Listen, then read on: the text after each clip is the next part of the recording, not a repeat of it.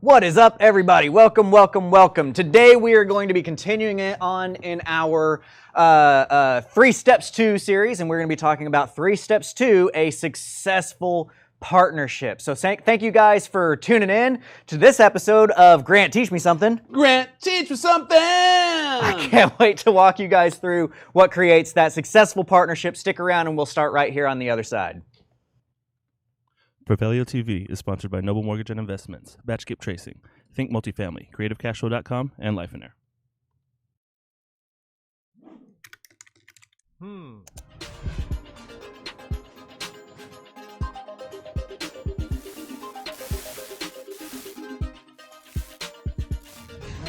Teach me something.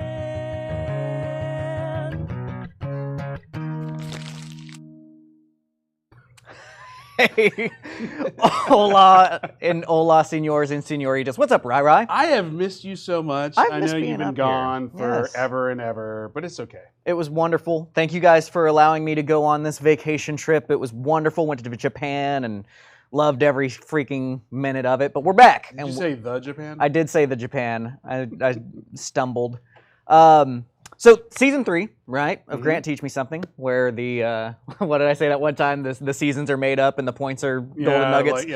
But what we want to do this season was we want to break things down into simple, understandable nuggets, right? What are 3 steps to whatever? And inspiration of season 3. And today's 3 steps to is a successful partnership. People are to be successful in this industry, you got to have people help you get there. This is not a one-man show. Well, we always talk about, like, for as long as we've done Propelio TV, how real estate investing is not, it is a team sport. Right. If you can go the solo route, but you're never going to be able to grow at scale. You could probably make a lot of money, but the most you'll ever make as, like, say, a wholesaler, as a single man shop or a woman shop or person shop. What's the other one, Tommy? It doesn't matter. How do you buy a person shop?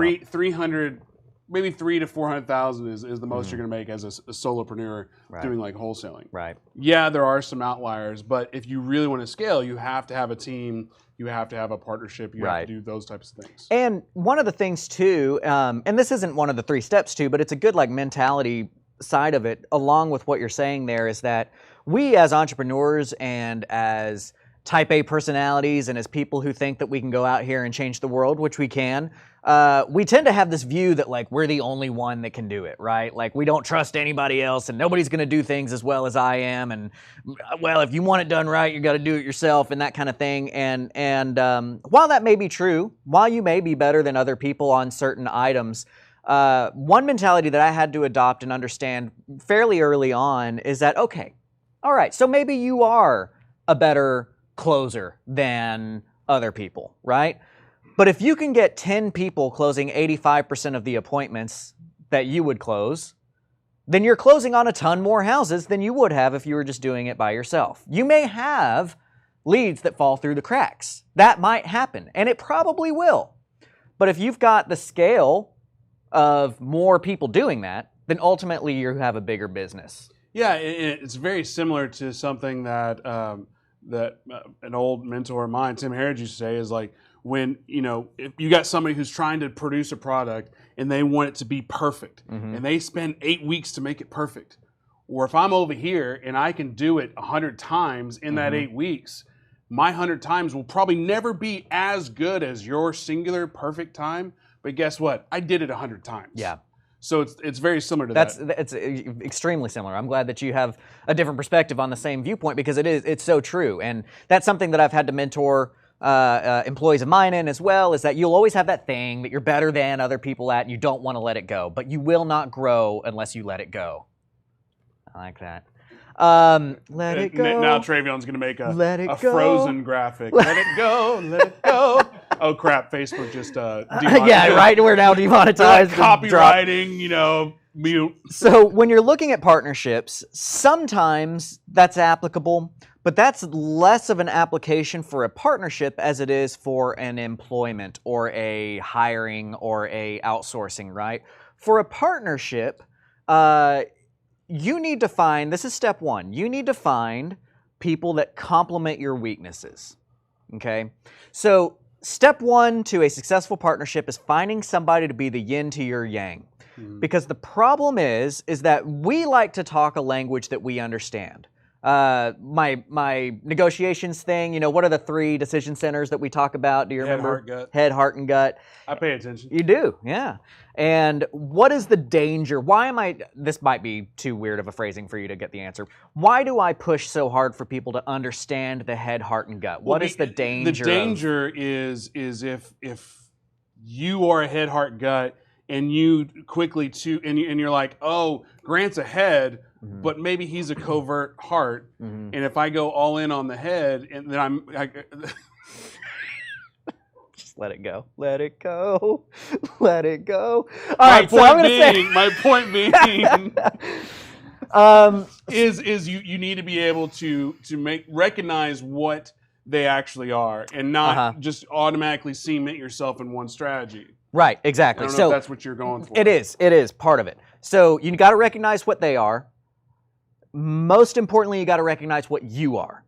And the reason why I say that it's so important for you to recognize what you are is that you want to, in your negotiation, you are going to default to whatever decision making center you have. If you make decisions based off of your head and you want Ryan to go all in on it, then you might just give head pitches the entire time. If you're a heart, so what I mean by that is most investors, most people watching this video are going to be head people. You like numbers, you like being able to say, well, I'm going to do this because it's going to create this much money, I'm going to do this many houses, and that's going to allow me to do this. So when you're buying your houses from people, you may be in front of little old lady that's owned her house for the past 40 years, and all you want to do is talk about the amount of money that you're going to be able to give her and those kinds of things, which are head decisions, but she doesn't care about that. What she cares about is she wants this house to go to the right person because she wants it to be taken care of and sold and given the respect that it deserves, and that's a heart pitch. But if you're a head person, you might want to default to that, and you're going to leave that appointment so confused because you're like, man, I gave a freaking killer pitch. I gave her everything that she needed to know about the interest she could make and the money she was going to walk away with and this and that and that and that and that, but you weren't talking to her decision center, so you didn't get the appointment. You're super confused, you didn't get the sale. You're super confused why she didn't sell it to you, and it's because you were doing the wrong thing because you were comfortable in your head. But ultimately, that's you're talking about the yin and the yang. Right. And what's interesting about that is, I think even before you, and I don't want to tangent too far because I know we're talking about about partnering, but a lot of people maybe they're solo and they just not built for partnerships. And I would say maybe you need to work on yourself. Interesting factoid, because I'm a part of that Zuckerberg Institute with Randy Zuckerberg, massively successful in everything that she's done. And she has repeatedly said that none of her businesses were ever solo efforts. They've all been some sort of partnership. Right. And if you look into to following on that line of thought, and I'm glad you brought that up actually, that if you feel like you're going to do this all alone, that's okay if what you want is the small scale and you just hate people and you just don't want to do okay, right? Not everybody has the same goals, and that's okay. But if you read any kind of business books, the Good to Greats, the Jim Collins kind of stuff, the Gino Wickman kind of stuff, they do point to that everybody, all of these businesses, the owners, the entrepreneurs, consider themselves lucky to have the team that they have, right? And that they give all of the credit to what everybody else has done with it, and they have no idea how they were able to get dragged along to make so much money as they did, right? Sounds kind of similar to what she's saying. So yeah, I agree. I encourage you to analyze yourself and try to adjust out of that. But that can be part of your yin, right? And you need to find the yang to that. What I'm talking about by defaulting to your head pitch, right, is that, because I promise this matters, is that when you're talking to a potential partner, another potential danger that you have is that if we talk the same exact language, I'm going to freaking love you. Oh my gosh, he talks the same language that I do. He's got all the same drives that I do. We just get along like two peas in a pod. Of course this is going to be a great partnership. But that's dangerous. Because you only see one side of the fence. You're only seeing one side of the fence. If I don't find somebody that disagrees with me on stuff, if I don't find somebody that's got a completely different perspective on situations than I do, then we're doing one job with 2 people and getting paid half price for each of them. You see what I'm saying? Mm-hmm. So when you're looking for that partnership, you need the guy or the girl that thinks differently about stuff than you do.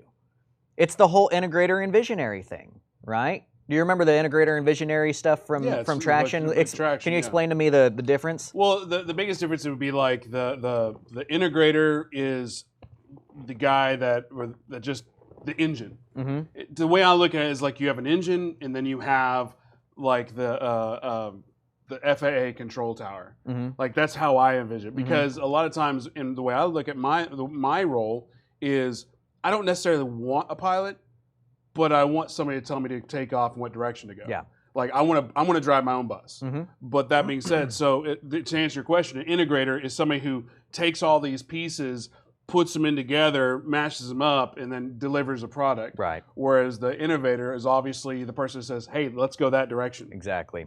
Yeah. So, and guys, y'all are getting to witness, and you should really pay attention to this. And actually, funny enough, I hadn't really planned on this aspect of it, but the truth is, I'm a textbook visionary. Ryan is a textbook integrator. Integrators are extremely hard to find. So if you are in this mode of kind of considering what your partnerships may look like, you need to figure out, are you the guy that has all the ideas? Do you suffer in the weeds and you are much better, not that you prefer, but that you are better at coming up with ideas that can be put into place that are going to take action? Whereas there's going to be integrator types who, like you said, it's not necessarily, it's not that you need somebody behind you cracking a whip, but it's that you have the ability to take a vision and put it into a tangible, actionable item, and you'll get up at 2:30 in the morning to look at the results of how the analytics do on something like that. What's interesting is, like, now that we're talking about it, and hopefully this is not too much of a tangent, I geek out on this stuff, but I wish that they would take the guy that wrote Traction, whatever his name is, Gino Wickman, would do a follow-up book, but apply, okay, all your innovators, all your integrators, here's a disc test. Mm-hmm. Because I know with me, like, I'm a high red, right, where it's like, hey, we want that wall gone. If you don't tell me how you want it done, I've already knocked down the wall. Right. And you might be like, wait, that's not how I wanted it done. I'm like, that's not my fault. Got it done. It's done. Right. And that's the mark of a good integrator. And he does kind of have that follow-up. It's called rocket fuel. It's not It's not necessarily this is what your disc test would look like. Right. But rocket fuel is if you're talking about partnerships, if you're thinking about partnerships, I highly recommend that you read Rocket Fuel. You should read Traction. Rocket Fuel is more of a follow-up to it, but Rocket Fuel does, it's funny, like literally in Rocket Fuel, it's like, if you've read Traction, skip this next chapter and a half. Like, we're just going to cover some of the things that you need to know, follow in later. But it does talk about that. I really recommend, if you're interested in partnerships, read Rocket Fuel, because it does go through, this is what a visionary looks like, this is what a integrator looks like. And you look at all of the main companies that you can imagine. Apple will always get brought up. It's like almost tiring when you talk about good companies. Apple gets brought up. But anyway, Steve Jobs was a textbook visionary. Steve Wozniak is the one that made everything happen.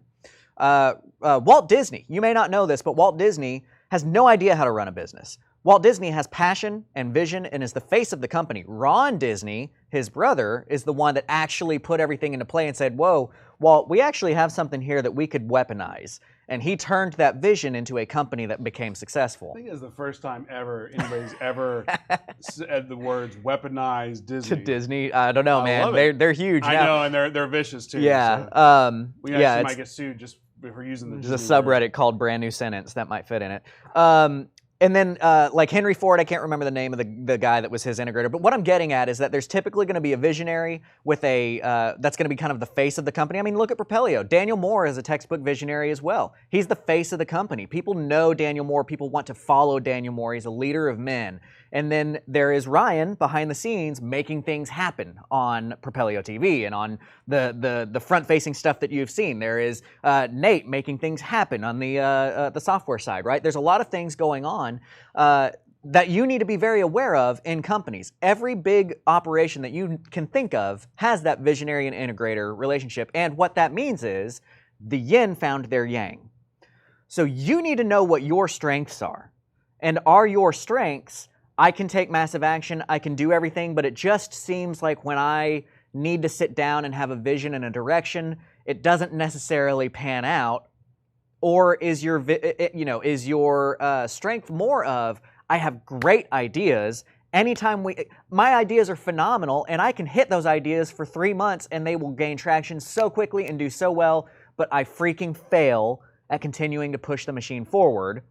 So what are some action steps in the sense of finding out what you're good at? Because I know that's kind of like an easy question, but at the end of the day, it's not, because a lot of people lie to themselves. They do. Like, I'm not a therapist and I haven't studied this so much or whatever at all, but I could assume that, like, you know what, Grant, I eat healthy. Clearly I don't, but in my head, maybe I do. I don't eat that much. Well, so people naturally lie to themselves. It's true. What are some actionable things that people can do or ways to find out what they're good at? That's going to actually, I love that question. And my response to that would be, and even this right here, you just saw how a visionary and integrator work. Visionary, ideas. Yeah, you need to figure this out. You need to figure out what you're good at and find the yin to your yang. All right, let's move on. Integrator, whoa, hold on. What are the steps that need to be taken to find out if I'm good at this or if I'm bad at that? What is a quantifiable? See, like, this is what you need in that kind of partnership. You need to find that person.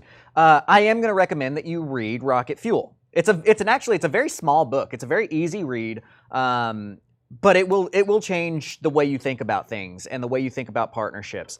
So you have to spend some real legitimate time. You need to take, like, actual half days at the minimum, dedicated solely to evaluating your history, evaluating how you have approached problems, and have you approached them in big ideas that solve stuff that you've seen traction occur to, but you just dropped the ball on it and it didn't continue to roll, that kind of thing? Or do you kind of feel lost when you're looking at the forest of things to do, but as soon as you find that thing that you can grab onto, and you have no problem doing it every day? If you needed, here's an integrator test. Are you the type of person that if something needs to happen at 8:30 a.m. every morning for the rest of your life, okay, right? That's not me. I'm not that guy. I'm going to suck at that. I'm going to fail at least 2 or 3 months in. I'll stop doing that thing. It'll peter out, right? If you are able to do that, you're an integrator. You need to find yourself a visionary. If you are a visionary, you need to find yourself an integrator. Those are difficult. But when you're sitting down for that relationship meeting to see, is this the person that's going to complement me? You want them to call out things about your plan that you never thought would be a problem, but you totally get, like, oh crap, you're right. Like, I didn't think about that, right? Mm-hmm. You want them to naturally come in and say, I've got this where you don't. And I'm talking on a very philosophical level here, but sometimes that can be very tangible as well. Well, and a lot of it is singular focus versus big picture. Mm-hmm. Because, like, and again, an innovator, you're looking down the lane. I don't want to say you're laser focused, because if you're laser focused, you know exactly where you're trying to go, but you at least have a direction. Mm-hmm. Whereas, like, with me, I feel like I'm really good at seeing the board. Right. For example, like right now, I've got Michael Thompson on YouTube who made a comment on the live chat on YouTube. First time I've ever seen him comment. Therefore, I'm gonna be like, hey, Michael, if you're still watching, drop in the comments. Are you more of an integrator or an innovator? And then shoot me an email with your address and I'll buy you the book Rocket Fuel. Awesome. Boom. So what that does, though, and then big picture, what I'm doing is, A, I'm engaging with the audience. I'm recognizing that we take notice of who's watching. And then B, hoping that we could gain more traction, pardon the pun, with a larger audience, because they're like, wait a minute, if I engage with these guys, maybe they'll give me free shit too. Mm-hmm. So and that's kind of a big picture. Well, but it's really a weeds. But that was a thing, Michael. Yes, if you if you're still watching, drop in the live chat. If you're an innovator or integrator, shoot me an email, Ryan at Propelio, and I'll send you the book Rocket Fuel. But you say that that's a big picture thing, and it's not. It's a weeds thing. Well, it's a big picture for me. But the big picture is, hey, I think that if we create videos and education for people, that it will really help the industry out as a whole, and everybody will grow together. That's the Daniel idea, right? Your idea is that, okay, well, what does that take? How do we grow that? Right? So what we're talking about there is the yin to your yang on the visionary versus integrator. But there's I think also... you just said I was small-minded, Tommy. Shut up. But there's also the very tangible things like, do you have money? Okay. Yes. then maybe you don't have time, and you need to find that person that has time. Do you have time, but you have no money? Then you need to find that person that has money or access to money, right? Those of you who have watched my episodes on networking and raising capital, that kind of stuff, do you remember the questions that I like to start every conversation with? How can I help you? Right. What are things I could do for you today? And then it's about placing your capital. How can I forgot the direct language. Well, but but it's there's placing capital. You're right. Yeah. It's instead of saying like, "Will you lend money?" Yeah, I can place your capital. Right. But the question that we like to start everything off with is, "How can I help you?" What are you looking for? What are you trying to leverage? Are you trying to Okay. leverage your time, your knowledge, or your money? I think those are three very tangible ways for you to figure out who's going to be your tangible yin and yang. Do you have money, time, or knowledge? Okay? Whichever of these things you have, you need to find somebody that complements the things that you don't. So if you have time, you need to have fun. You need to have somebody that has money and knowledge. If you've got money and time, you need to find somebody that's knowledge, right? So those are your three like tangible items. So we went from philosophical to tangible that you need to be thinking about when you're finding your yin to your yang. A, are you a visionary or an integrator? That's your philosophical. B, if you're tangible, do you have time, money, or knowledge? Find the people who have the things you don't. And an additional tip is when you do find a yin to your yang or a yang to your yin or whatever, however you want to say it, is take a disc test. You know, each of y'all take a disc test. Then if y'all don't understand what that disc test actually means, find somebody who can consult with you. That way, if I'm sitting with Grant's sitting with me, and I've got Tommy telling me, okay, Grant, you communicate like this. Ryan, you can communicate like this, because there's certain times that the communication styles just do this. And for a successful partnership to grow, you need to be able to know, okay, I feel Grant's doing this, but all he's doing is doing this, and I'm taking it like that. And the way you can understand that is understanding a disc test, and that's why you do those things. And that leads in perfectly to what we will make step 2 of the 3-step process, which is constant and open communication. So we are going to hit that. We're going to take a quick break. When we come back, we're going to talk about step 2 to the 3 steps of a successful partnership, which is constant and open communication. And to take something that when I was getting My name married, is Ryan. when I was getting married, we were doing premarital counseling, and one of the phenomenal quotes that came from our pastor at that time, because we were talking about like what you said, you know, Grant said this, but it was taken as that. A great quote that I will always keep hold on to is that what he said or is that what you heard? Right? And so those are things that we need to be very aware of in our communication with our partners as well. So we're going to take a break. When we come back, we'll talk about open and constant communication. Here on Grant, teach me something. The Propelio Academy, an all-in-one education resource for training in wholesales, subject to wraps, short sales, flips, rentals, BRRRR, property management, and more. Go to propelio.com/academy to get your scholarship today.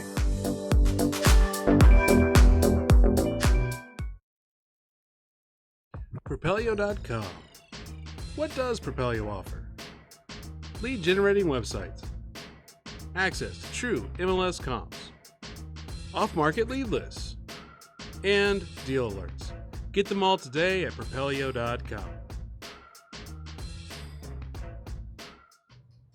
All right, what's up, everybody? So, guys, if you're watching this and you're enjoying what you're hearing, please don't forget to support Propelio, to support us for what's happening up here. What that means very easily for you is that liking, subscribing on YouTube, that kind of stuff, sharing out these videos, and that share is also a way for you to help other people that are in your community, because we've got to understand that, look, you know, we have a lot going on, and we have a drive that we want to help raise this entire community up, which self-servingly will give us benefits as well. I'm not trying to ignore that, but also understand that you have that ability too. There's people around you that could use this knowledge, so share it out. Share it out with somebody. Even on this particular topic, if you're possibly looking at having a partnership with somebody, maybe if they've watched this video, it can kind of help you guys be on the same page of how your conversation is going to look. So check out propelio.com.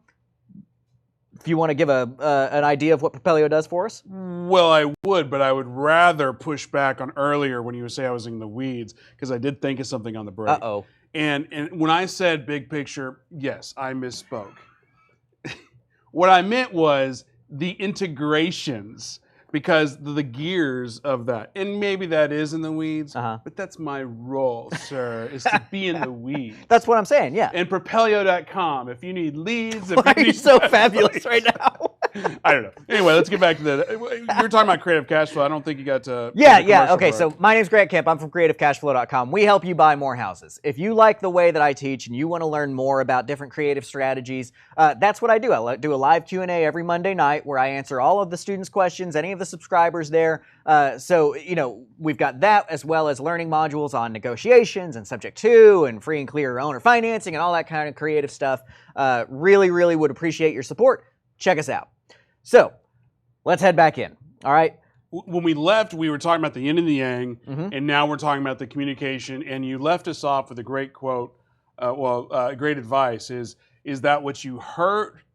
Is that what they were saying, or is that what you heard? Yes, exactly. And I think that's beautiful. I think we should all probably write that 5 or 10 times a day. Right. Because I know personally, there's times even here at Propelio where we have meetings where I'm offended, or not offended is a harsh word, but maybe I'm butthurt about something, and then later somebody's like, is that what you heard? That's not what was said. Right. Like that, you took that completely out of context. That had nothing to do with anything. And then it's like, you're right, I'm an idiot.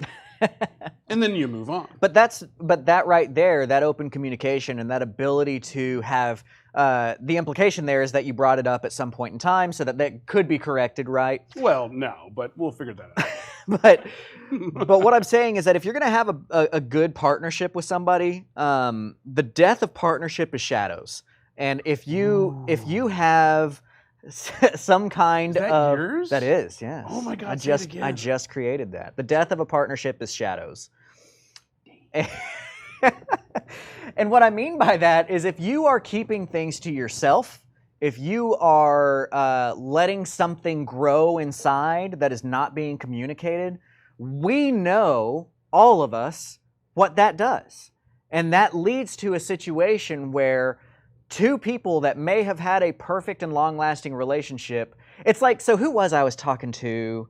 Gosh darn it, I was talking to somebody within this last day who was talking about like an ex-girlfriend of theirs that would have this imagination fight with them. Like they would tell the boyfriend something, and then in their mind, the boyfriend would respond poorly, and so then they would get back and fight, and so then the boyfriend would show up at the end of the day from work, and the fight was already lost, and the girlfriend's pissed, right? When there wasn't a fight. When there wasn't even a fight, and the Yeah. girlfriend brings it up, and the boyfriend's like, oh, whatever, like, I don't mind about that at all. But because the girlfriend had kept that in and there was not communication, they created this whole, like, played out scenario that led to poor things happening. Well, I think, I don't know, I can't speak for everybody, but I know I do that. I'll have full-on scenarios in my head just trying for me to work through different situations.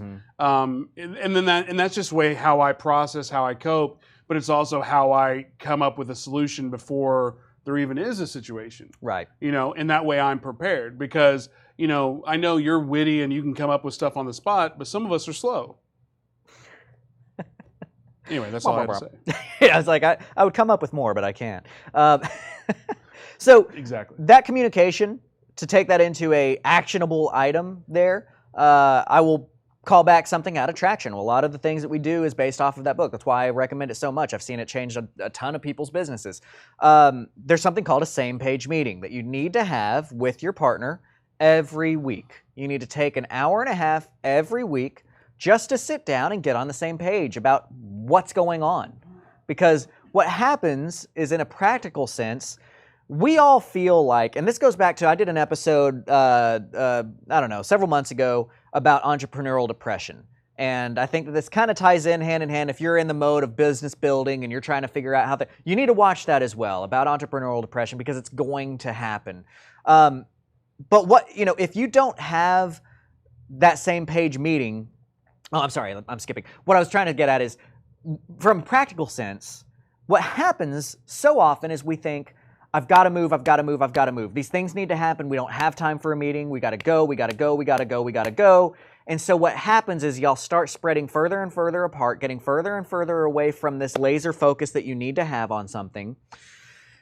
And you've convinced yourself that the success of your company is relying on you pushing and driving and not taking breaks and going and going and moving and moving and moving. And in some senses it is. In some senses you got to take action. Nothing replaces action. But in a very larger sense, nothing, and this is a callback to that episode that I did on entrepreneurial depression, nothing is more important to the success of your company than you being in a mental state to get it there, right? And that is said through, like in the entrepreneurial depression episode, we talk about that, and you've got to have your thing that you do for yourself that fills you back up. Mine is I've got to go out into nature, into land somewhere. The reason why I've signed up for the deer lease that I have is that I lose cell phone service an hour before I get there, and it's 25,000 acres of nothingness that I can just go and escape. I like to go mountain biking once a week. I get in the woods, turn off my phone, and I'm going to spend 45 minutes, an hour and a half, whatever, in the woods, nobody there, no distractions. You know what I did on Saturday? What? I slept. You know what time I got up? What time did you get up? 4 p.m. That is amazing. Because during the week, I'm checking 2 p.m. YouTube analytics, and then I'm here in the 2 morning. a.m. Yeah, whatever, same thing. But Saturday is my sleep day. Yeah. But you know, it's interesting when I'm listening to you talk about that is and I know we're talking about partnerships, but the mental state of is if you can build teams too, and that's, I'm not going to go too much of a tangent, Right. but if you have the right people in place under you or beside you in those even just the mini partnerships, like and you trust them and you put that trust, what happens when you step away? Usually nothing happens. It just keeps going. Perfect example is here. Tommy and Travion. It's like, you know, we went to Phoenix, or Travion went with us to Phoenix, and Tommy ran the boat. He ran the ship. I mean, it went well. So he's able now, like Travion and I, Daniel, we can go out gallivanting, and guess what? Tommy can hold down the fort. He's flipping us off. I just see a middle finger pop up behind the screen. It wasn't love. It was like, why do y'all get to gallivate and I get to run?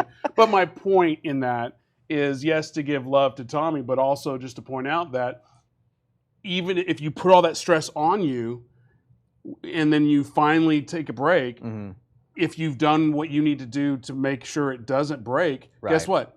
It most likely is not going to break. And to that point, you know, because we can talk about like your hires and your team somewhat as a partnership. When I'm talking about the partnerships today, I'm kind of talking about the high level, like this is my co-owner of the company to a certain degree. But also on that, just as a side note to that same point, when I was talking about the yin to your yang and like you're going to talk the same language and you don't want to have somebody that speaks the same language as you want to have somebody that speaks a different language, that has a different perspective from you.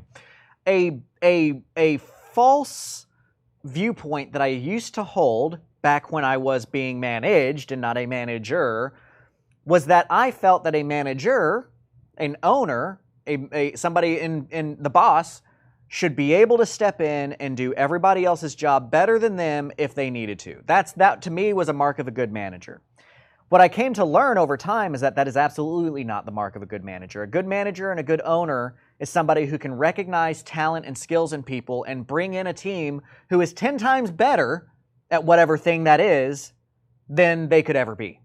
That's how you build a team that's self-sufficient. That's how you build a partnership that works. You don't need to bring people in that just do what you do so that you can recognize how good they are at it. You need to bring people in, partners or employees or whatever, that are better than you could ever be at that thing, right?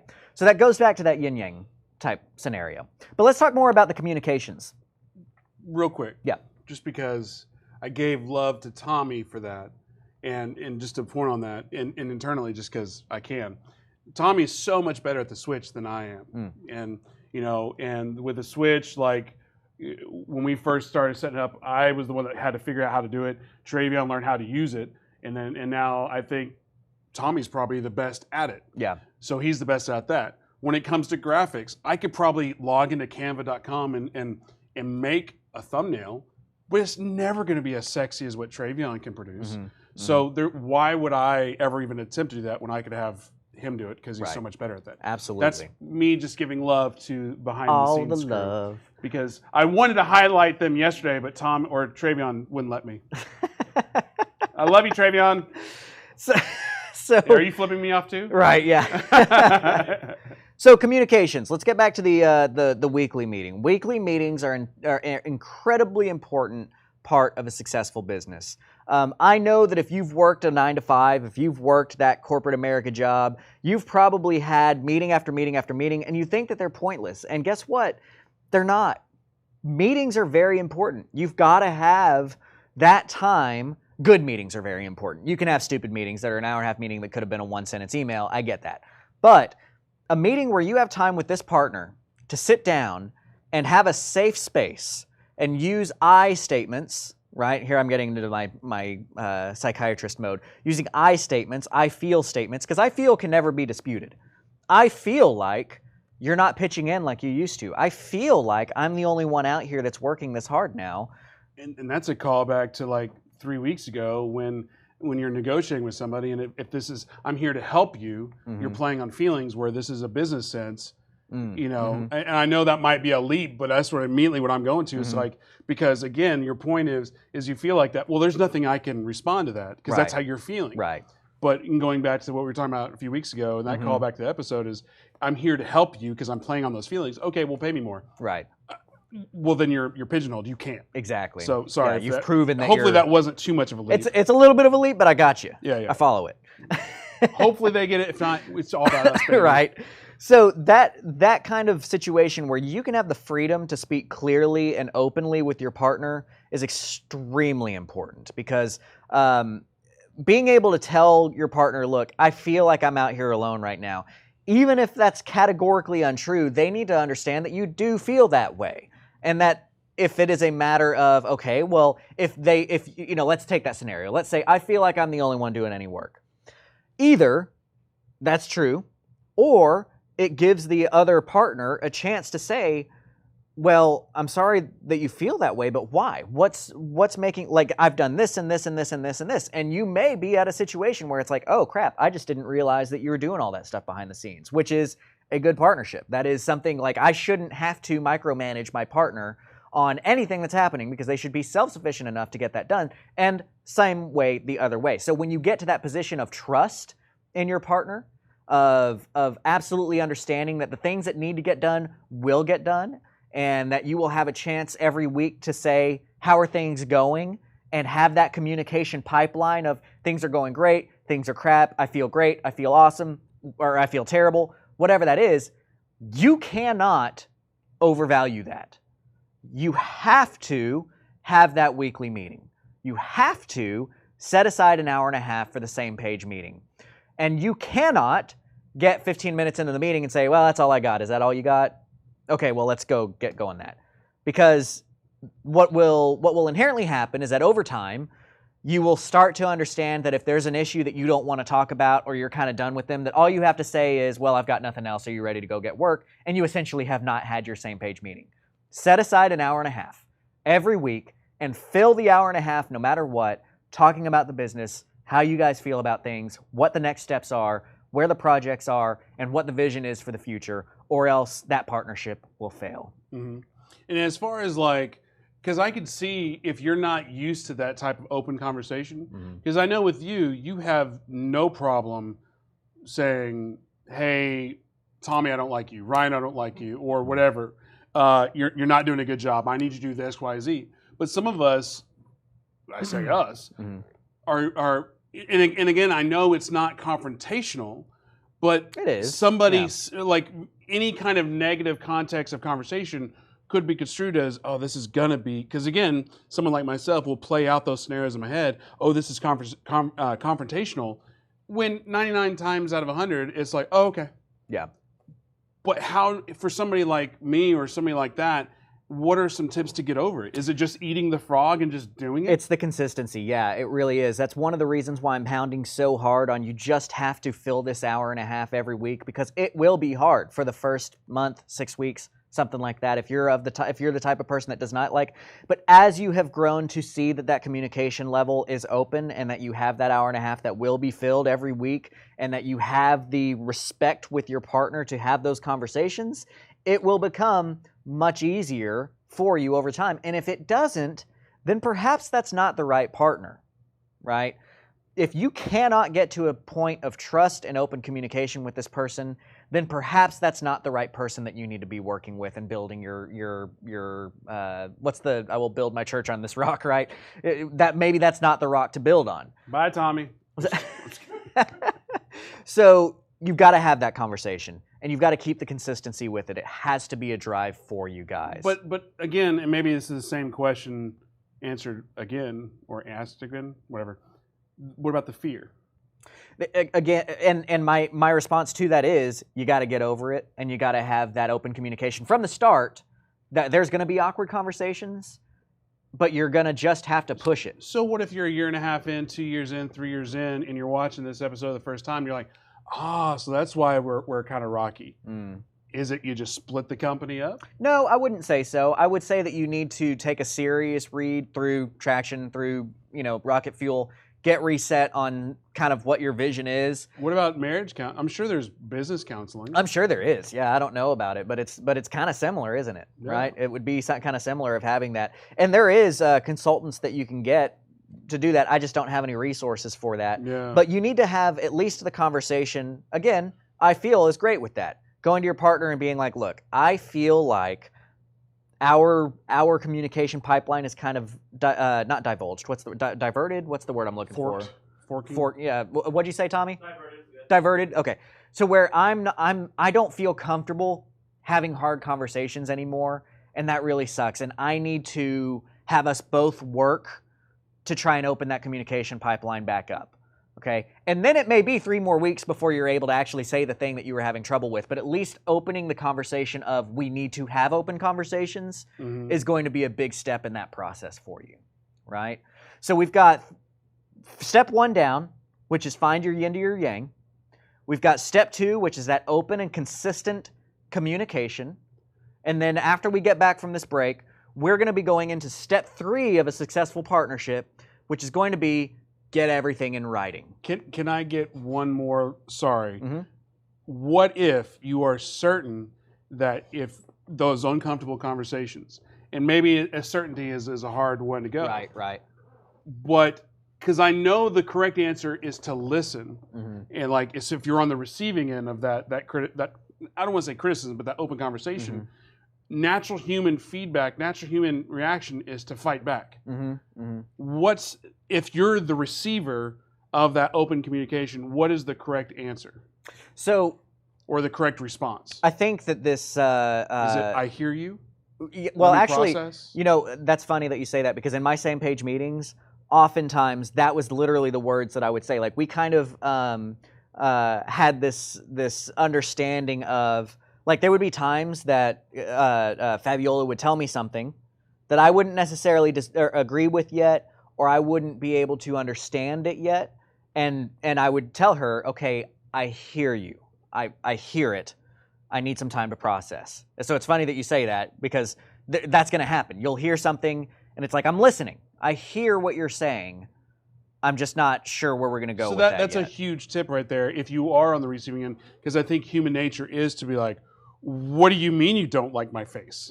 Right. Well, and that's why I feel statements are so important. There's so Watermark Church over here in Dallas created something called I think it's called Reengage or something like that. But they gave it's now become this like national program on counseling for all kinds of different things. And I haven't been through the program, but I've heard nothing but great reviews of it.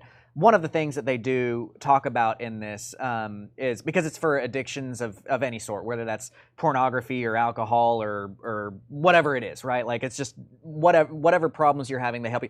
And part of that is they tell you to draw the circle. And when you're having that conversation, you cannot say any negative things outside of the circle. It's all around, the circle is around you, and it has to be I statements. I feel like this is what's happening is much different than you're not showing up and doing what you need to do, right? So it hopefully disengages some of the fight back response from the other party of, I feel like you're not doing any work anymore is much different than, or I'm sorry, well, yeah, I guess I feel like you're not doing, is much different as, I feel like I'm really the only one pushing forward here, right? Draw the circle. Everything is about me. And again, this is relevant.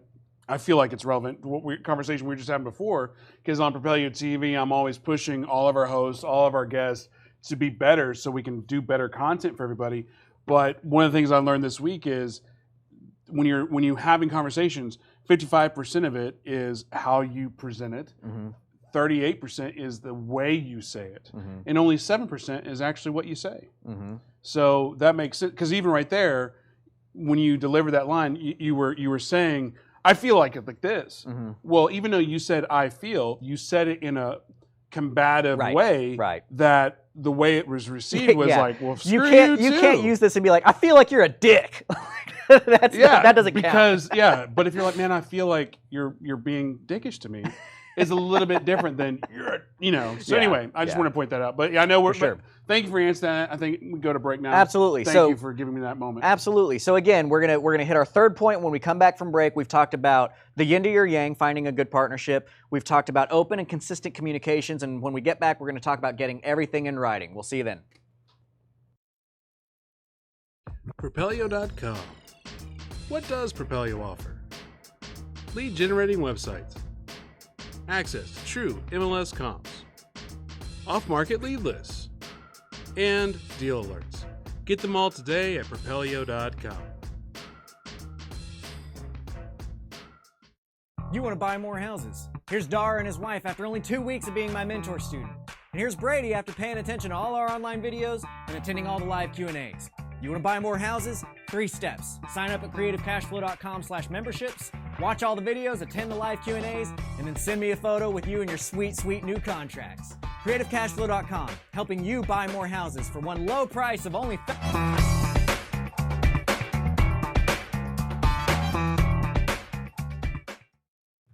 Welcome back.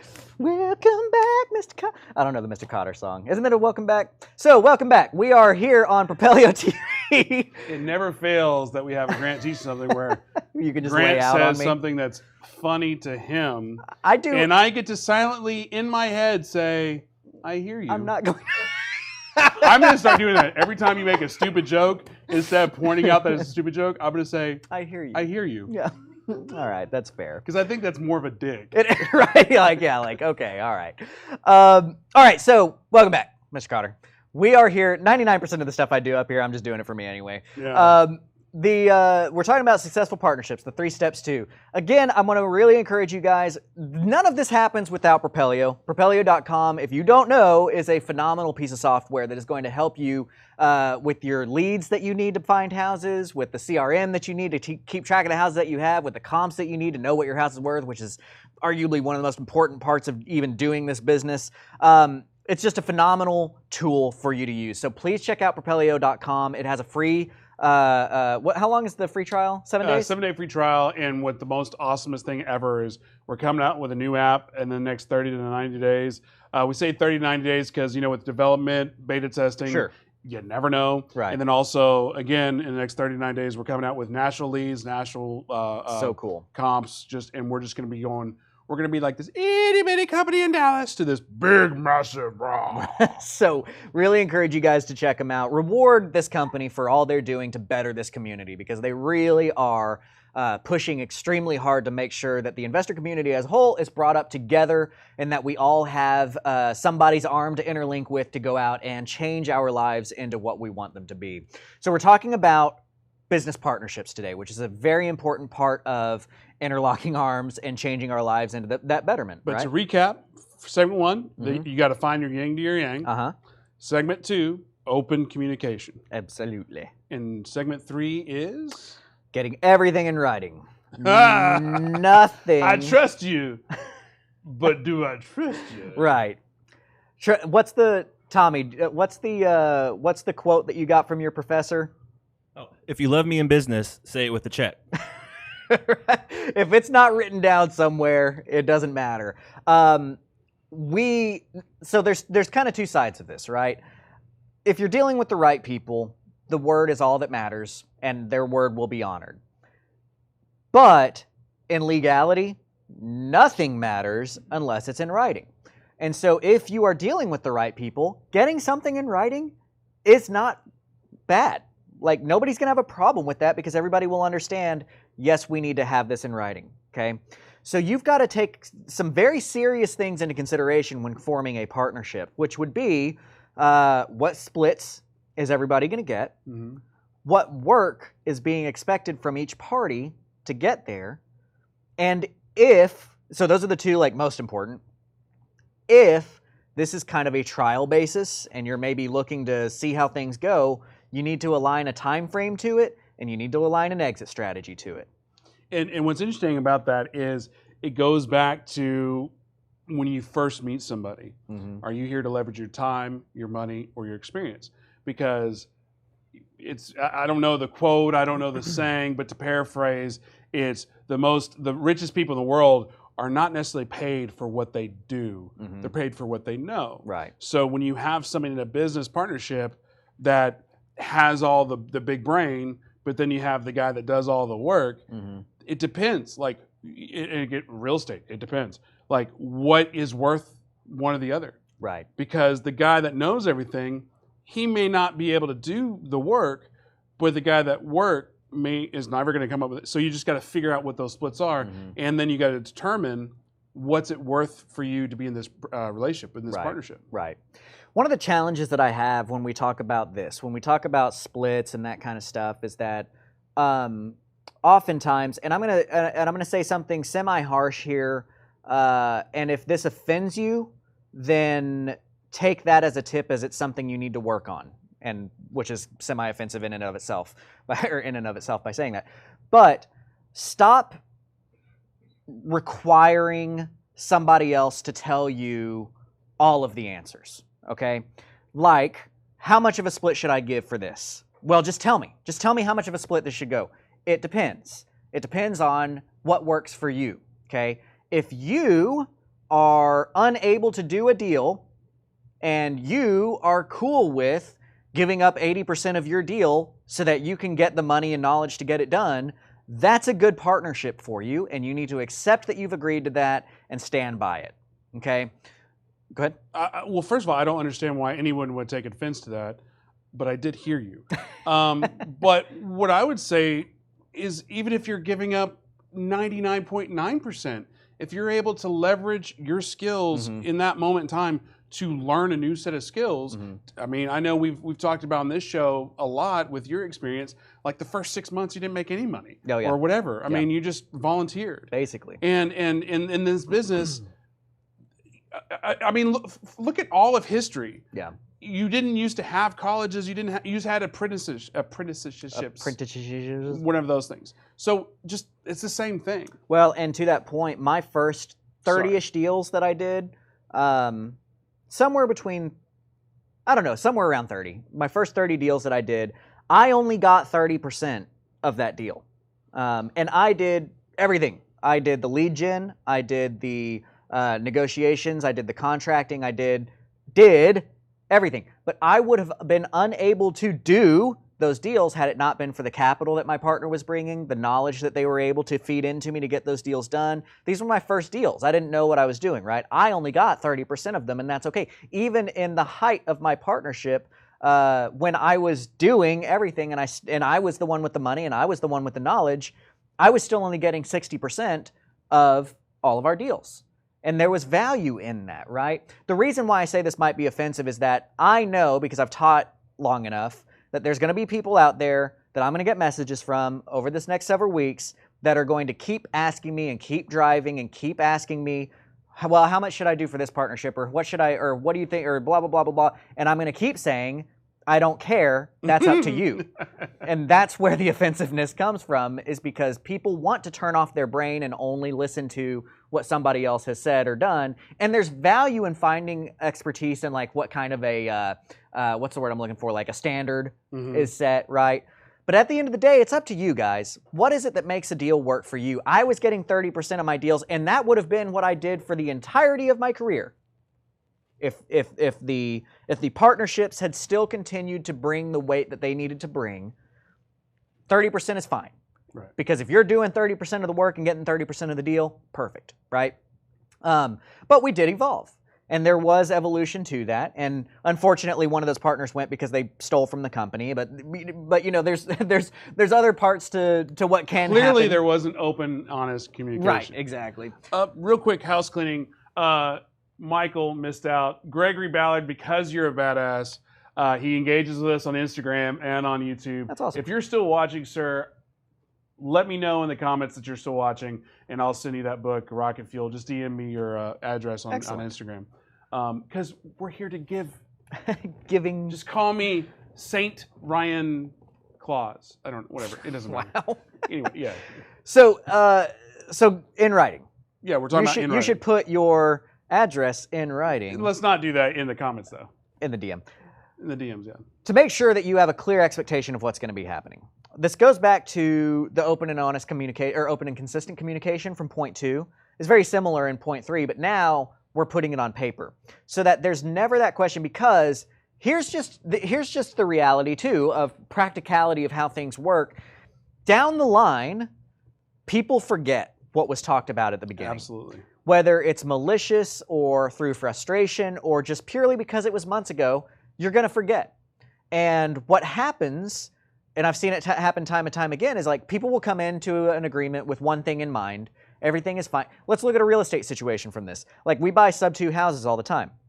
One of the things that happens, which is not common but will happen, is you're going to save somebody from foreclosure. You're going to catch up their payments. They're going to kiss you on the cheek at closing. They will understand every single risk of what's been taken. And then a year and a half, they're going to call you freaking out that the loan is still in their name. And why is this still here? And you're like, we talked about this. You signed on 17 pages understanding. Like, we had hours long conversations. You knew what was happening, but they forget about that you saved their butts out of the foreclosure. They forget about that they were $8,000 behind and about to lose their house in a week and a half. And all they can remember is what's happening right now, which is they have a loan in their name and they don't have control of the house anymore. And the thing is in business, yes, there are a lot of similarities between a business relationship and a romantic relationship, in marriage and business. That being said, if you're going in a romantic situation and you're like, hey, before we start dating, can we get this in writing? You're probably not going to have it. It's probably not going to go anywhere.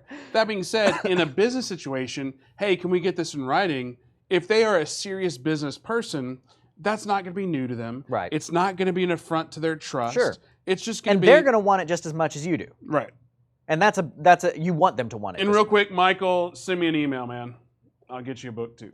So how it's written down doesn't particularly matter. You just need to get things in writing that both of you can agree on is, okay, we're going to agree to these standards, and then we're going to move forward with our same page meetings. And you clearly are bringing something to the table that I don't have to bring to the table, and vice versa. And those are your 3 steps to successful partnerships. And what I love about that is step 2, or was it step 1, when we were fitting out the yin and the yang, and being honest with yourself, is when you're getting in writing, you need to be honest with yourself of what are you bringing to the table. Right. So when you are discussing splits, well, is my presence worth that extra 5%? Is my presence, maybe it's worth an extra, it doesn't matter. If it is, it is. If it's not, be honest with yourself. If you're only bringing, 10% to the table, well, guess what? You're probably only going to get 8 to 12% of the table. Yeah. Depending on how your negotiation skills are. Sure. But don't just immediately assume that it's 50-50 because you're one person, I'm one person. Right. That's one of the things that not virtual wholesaling. What's the word I'm looking for? Like JV wholesaling. Yeah. Set a standard for people that they think applies to everything, and it totally doesn't. Because with a JV wholesale, if you have a deal that you want to get wholesaled and there's a person with a list or the ability to dispose of that for you, it's a 50-50 thing, right? And and that's really common. And so people are like, okay, well, I've got this guy that says that they might want to sell a house. So I want you to come in with all your knowledge and all your money and all your abilities and close on this deal and put it into your portfolio and take all the risk. And I want to get 50% of the deal. That's not how it works, right? You get paid for what you've done. Just wholesaling is really easy, and there's only a couple of things that need to happen to it. Business partnerships are going to be that same way. You get paid for what you are bringing to the table. And again, Tommy, what's the quote? If you love me, say it with a check. In business. So like in real estate, yes, it's a team sport, and yes, it's a realist, and this is going to be a tangent, but it's applicable because it's so relevant to everyday life in real estate. If you come to me, hey, do you know anybody that does a deal? And I'm like, yeah, here's Grant, and y'all do a deal, do I get paid? You should. Yeah. So if somebody even, and I know it makes no sense because you're like, well, he just introduced me to Grant. Well, did you go to Grant on your own? Did you know to go to Grant? Well, and that goes back to the story of like, because I closed on a deal through Roughneck to Real Estate, Corey Thompson's group, and all he did was tag my name, and somebody had posted like I had this deal. Yes. He just tagged my name. He didn't say anything else. It was just literally put a tag and left, and I gave him $500 because I closed that deal, right? Like he happened to see a post he knew it was in a city that I would want, and he tagged my name, and it turned out to be a city I wanted, turned out to be a deal I wanted. I gave him $500. He very generously said, "I don't need the money. Give it to cancer or beat kids cancer. Give it to cancer."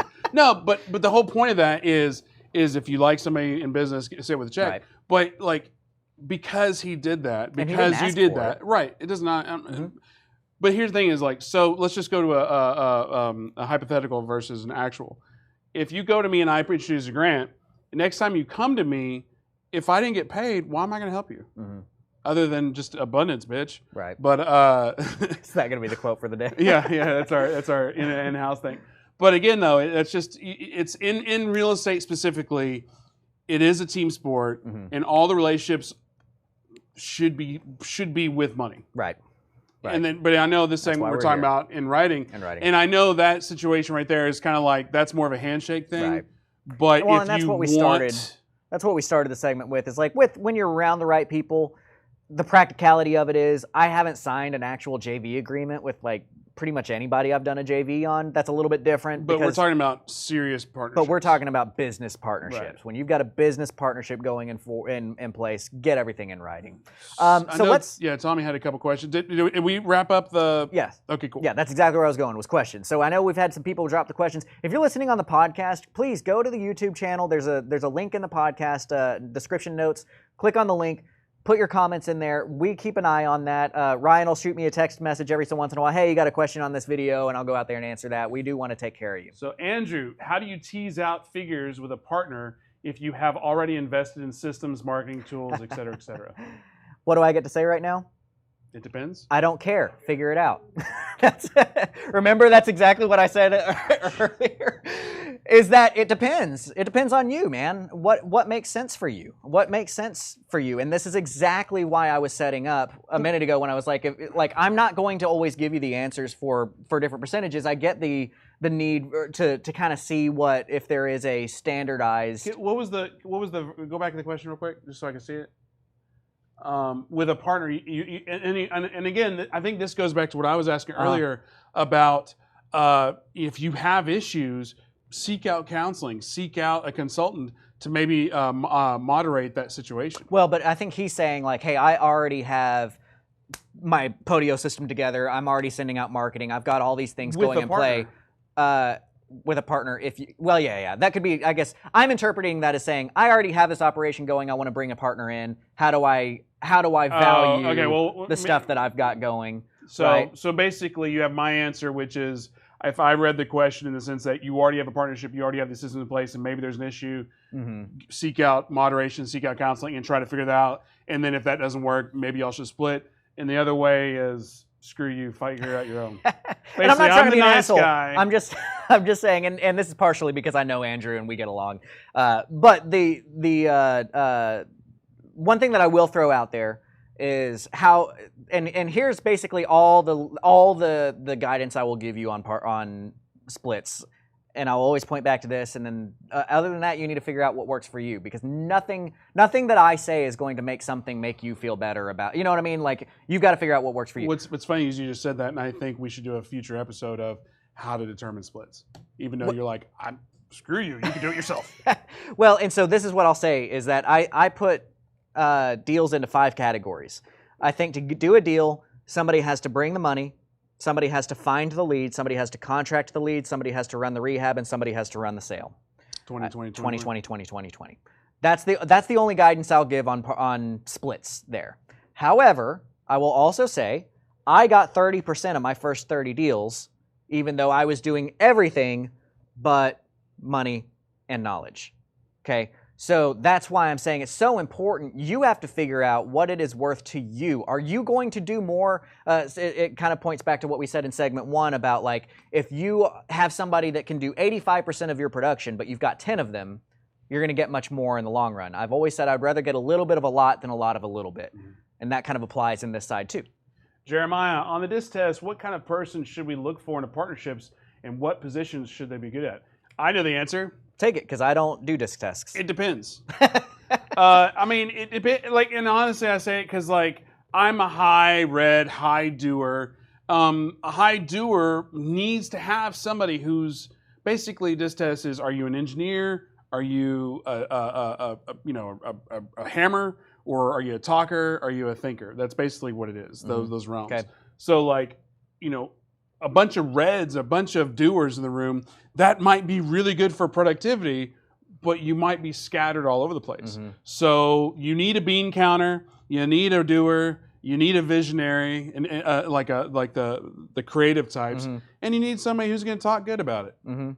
So, what are you laughing at me? Talk good. Royce, how do I figure out my strongest, or which I should look for in a partner? So we kind of addressed that in, I think, the second segment, or maybe I guess it was the first segment. You need to spend at least a half a day sitting down and looking at your history. Don't look at what you think about yourself, look about what you've done. And do you sign up for a gym membership and get really gung-ho about it for a month and a half and think, this time's the good time I'm going to do it because there's no way I burn out on this, and then 2 months later you're not in the gym anymore? You're kind of that visionary type. If you're the type of person who realizes I should have stopped doing this 4 months ago, but I'm still doing it every day, why? You're more of that integrator type. But read Rocket Fuel, and that will give you a big guidance into which kind of bucket you fit in, and that'll help you to understand what to look for in that other person. Matt Smith, another shout out to him. He watches a lot of these, so I'm really happy that he watches so much and engages with us so much.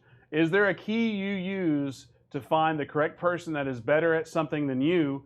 What if it's something you don't know anything about? How do you know they are amazing? Yeah, and that becomes one of the difficulties of hiring, is that you need to do enough research on a topic that you may be asking hiring questions about to be able to judge their comfort with the response and their speediness with the response. And then is there something quantifiable that you can use to see if they're truly good at this one thing or that one thing or whatever? Right now I'm hiring for a couple of positions, and one of them is Orion. Orion. I'm looking for that integrator. And one of the questions that I'm asking my potential hirees, is that right? I don't know. The people, the candidates, is do you live in a house? And if they say yes, I say, do you have a garage? And if they say yes, I say, do you have tools? And if they say yes, I say, how are your tools organized? Okay? Because if they are just kind of thrown in buckets, okay, but if they have drawings around each wrench that is supposed to go on the pegboard, that's the one I want to hire. Now, spoiler alert, I'm not hiring within the industry, so unfortunately y'all aren't going to be able to use that as responsive. Like, get the interview like, oh no, I draw circles around all of my tools. But the type of person that I want, I don't know the thought processes that go into being a phenomenal integrator as well, because that's not what I am. But the type of person that I want to hire is the type of person that's going to hang their wrench on a pegboard and draw a line around it so that they know exactly what wrench goes where, right? Is there something quantifiable about the type of person that you want to work with that you could ask them about? Spend some time and try and figure that out. So I think ultimately this episode, yes, there's 3 keys to it, 3 points to it, but a lot of it is self-reflection and knowing who you are, and then also knowing who you want to work with and what's that opposite, and is that going to be a good yang or whatever? Good yin to your yang. Shout out Jay Lee. You got to know your short game and your long game. So true. I think that's a golfing reference. I'm not sure. She's an amazing golfer, by the way. Is she really? She kicked. We did a golf tournaments with her, Daniel and I, and she kicks our butt. She's like pro or something. That's awesome. Like, we show up dressed like this, and Daniel's wearing flip flops, and she's like got her full get up with her bag that matches her outfit. And you're just like, anyway, fantastic. As far as what we've got going on, if you're local to DFW, if you're local to Texas, hell, if you want to fly in, May 14th, we've got the next Propelio event. It's massive. We usually get about 400 to 600 people at the event. We usually get about 800 to 1,200 register for the event. This time around, the theme of it is going to be raising capital. So I've got Troy Fullwood flying from Phoenix. I've got Corey Peterson flying from Phoenix. Jason Bible coming up from Houston to moderate and MC the event. Eddie Speed's going to be on a panel. Will Crozier's going to be on the panel. Troy and Corey going to be on the panel. That's a so the freaking whole theme of this event is going to be raising capital. We've got our sponsors. I think I've convinced Will to also DJ the event as well. Nice. Isn't Isn't that hilarious having like a multi-billionaire as your freaking DJ? It's yeah, because it's like, so what makes your event unique? Well, my DJ makes more money than you and your family and everybody you know Combined. Right. Anyway, it's all good. It's not about the toys; it's about the love. Right. But yeah, so that's May 14th. We have people that have flown in from all over the country to come to it. So if you want to know what, basically it's a worthwhile event to come to wherever you're from. It's not just Dallas people. But what's cool about it is the people that come to it there's a lot of them are real players. So even if you're a beginner, don't feel intimidated. Go sit in the room and meet people and learn some stuff. But if you are a real player, don't be scared off because it's an event. You're like, I don't want to go to an event. Come, because there's other real players and deals do get done. JV partnerships do get done. And when you do meet people, what are the questions you should ask them? What are you trying to leverage? Well, first of all, how can I help you? Second of all, what are you trying to leverage? Your time, your money, or your knowledge? Yeah. So that's May 14th here in DFW. Propelio.com, if you're looking for access to comps, you're looking for access to leads. If you're looking for an investor-friendly website, check out Propelio.com, 7-day free trial. If you're in a market that we're not in yet, don't worry. Go ahead and sign up. But in the chat box, just say, hey, I'm in New Jersey. Please put me on a list for when you release national leads. Because we're not national yet, but we will in the next 30 to 90 days, very soon. So don't, if we're not there yet, don't let that be a deterrent. Just put it in the chat box. Hey, put me on a list for when you are national. Yeah. Boom. Absolutely. That's what I got. Well, guys, you guys are awesome. Thank you so much for joining us. Don't forget to check out creativecashflow.com, where we help you buy more houses. We love having you here. We will be coming back next week, same time next week, most likely, 11 a.m. Central next week, where we will continue on with our 3 Steps to series. And thanks for participating, and we'll see you next time. Propelio TV is sponsored by Noble Mortgage and Investments, Batch Skip Tracing, Think Multifamily, CreativeCashflow.com, and Lifeonaire. Hey everybody, I'm Ryan with Propelio. If you like what you saw, please subscribe. Turn on those notifications and stick around for more. We have tons of content like this all over our channel. So if you want to learn more about real estate investing, stick around, watch Propelio TV, and we'll see you later.